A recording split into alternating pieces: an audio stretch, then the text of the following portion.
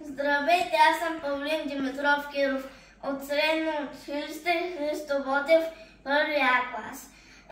И аз нарисувах една ракета, името ѝ е разбивача 400. И тук нарисувах оръжие, защото да може да разбива метеорити.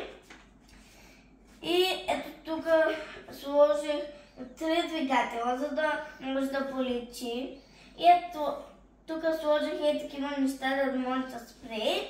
И ето тук едни такива неща, за да може да лети.